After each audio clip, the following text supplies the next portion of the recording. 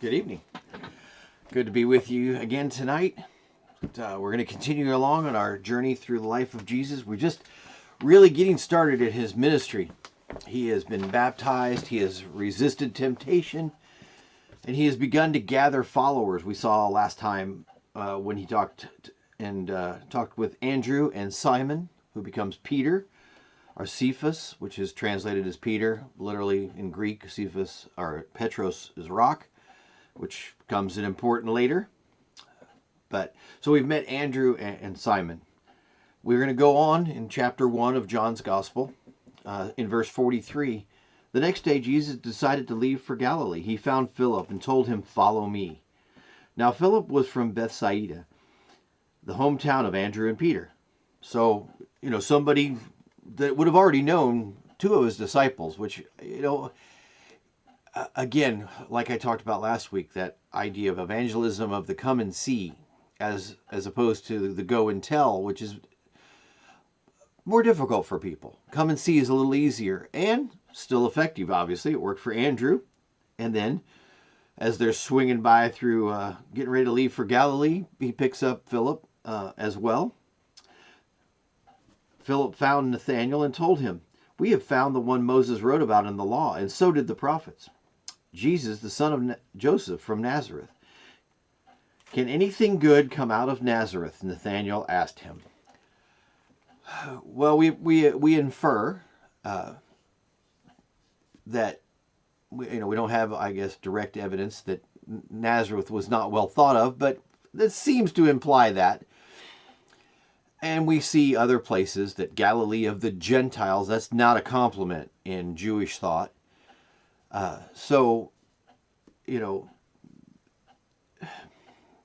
think Nathanael is, asking a valid question in the social idea of the time, that Nazareth is not a well thought of community. So why would anything good come out of that? But I find it funny for what follows. "Come and see," Philip answered. There that is again. Come and see. Come and see the one. And that's going to be a theme we see throughout the Gospels, that people invite Jesus in, but invite people to see Jesus. They go home and tell people about Jesus, and then they come and see for themselves.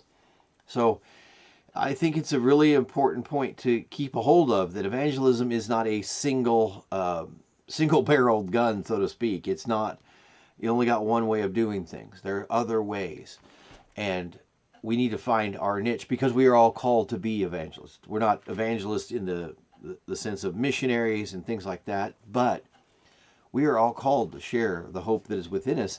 And so finding the way that you do that best, that's a really big step in your walk towards Christian maturity and to fulfilling your role in God's kingdom. So that's why I always bring this up, because everything you look at online and you see seminars and things, it's much more about conversational control or cold calling almost, if you will, even on friends and neighbors. So it's difficult for some of us, especially those of us who aren't, they're more go with the flow kind of people. Does that mean we don't love Jesus? Of course it doesn't mean that at all. It means we have a different personality, which means we're going to have different tools and different styles to approach the same problem. And a lot of our answer to that is come and see. Come and see. Come and see our church.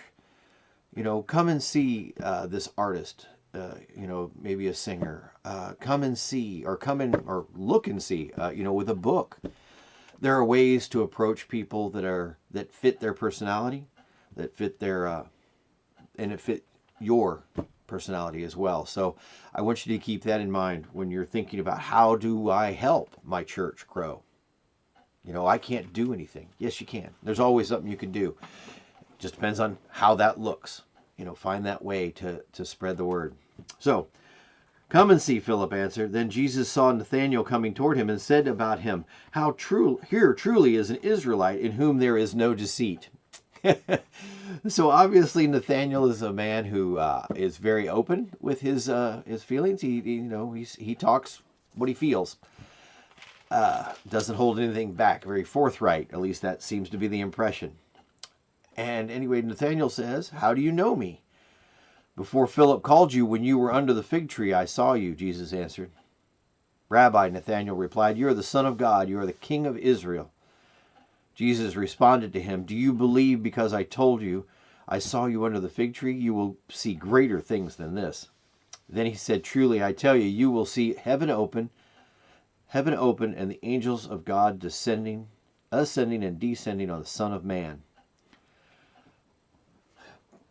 Yeah, if Nathanael thinks Jesus' insight, our ability to see him at a distance and know of him, maybe, that's a miracle. Wait till he sees what's coming. That'll be huge, won't it? It'll be absolutely huge when he gets to see things like that.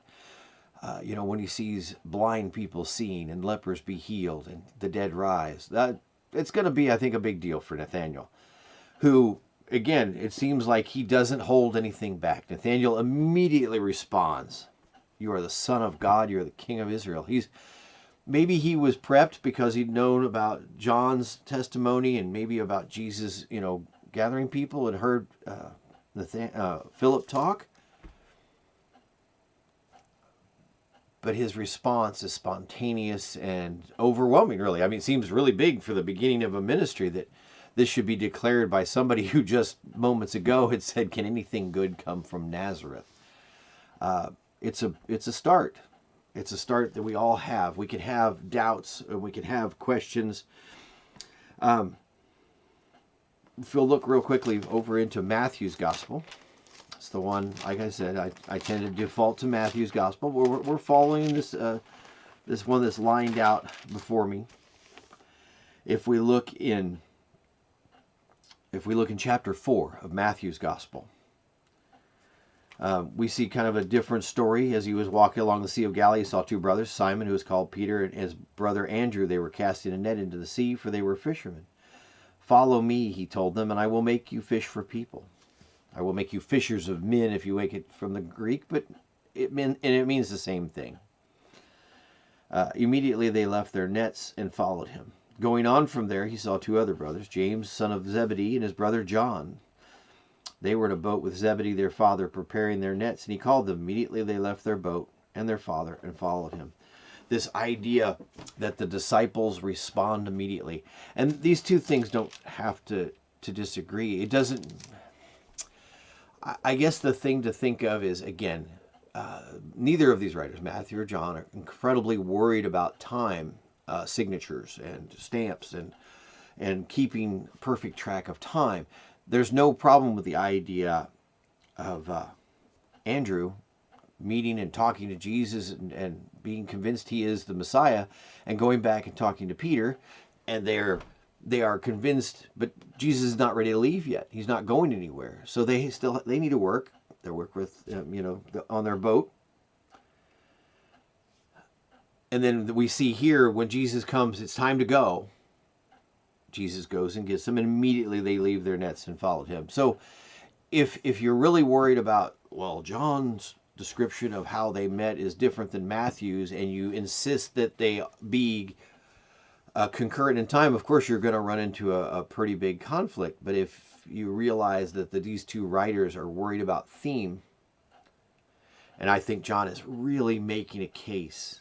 I'm really convinced that John is making a case in both those two encounters that we talk about with Andrew and Peter and Philip and Nathanael. It's the come and see. I have met him. He has changed my life and how I see the world. Come and see for yourself.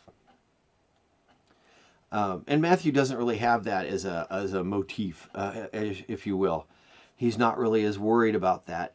He's telling you the story that when Jesus called and it was time to go, he's going to leave Galilee and go into his ministry work, which is all over Galilee and into Samaria and Judea and Jerusalem.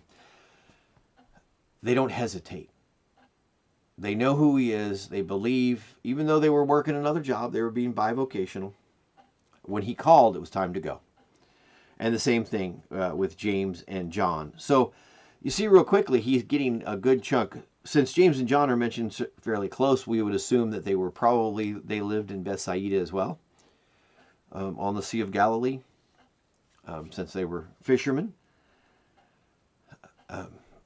Gennesaret, the lake, Lake Tiberias, has had a bunch of different names throughout its time as a body of water.